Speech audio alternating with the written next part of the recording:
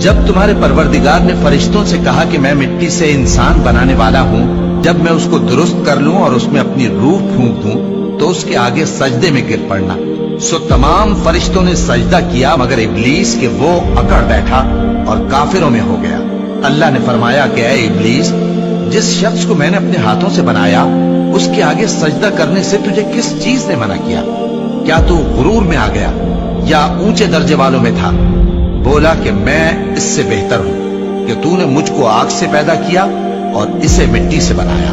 फरमाया बस यहां से निकल जा, तू मरदूद है और तुझ पर क़यामत के दिन तक मेरी लानत पड़ती रहेगी।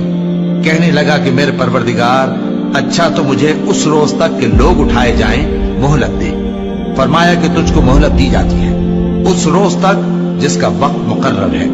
कहने लगा कि मुझे तेरी इज्जत की कसम, मैं इन सबको बहकाता रहूंगा सिवाय उनके जो तेरे चुने हुए बंदे हैं। फरमाया ठीक है, और मैं ठीक ही कहता हूं कि मैं तुझसे और जो इनमें से तेरी पैरवी करेंगे सबसे जहन्नम को भर दूंगा। ऐ पैगंबर, कह दो कि मैं तुमसे इसका सिला नहीं मांगता और न मैं बनावट करने वालों में हूं। ये कुरान तो अहले आलम के लिए नसीहत है और तुमको इसका हाल कुछ वक्त के बाद मालूम हो जाएगा। लोग जमीन पर है, सबको फना होना है, और तुम्हारे परवरदिगार ही की जात जो साहिब जलाल करम है बाकी रहेगी। तो तुम अपने परवरदिगार की कौन कौन सी नेमत को झुटलाओगे?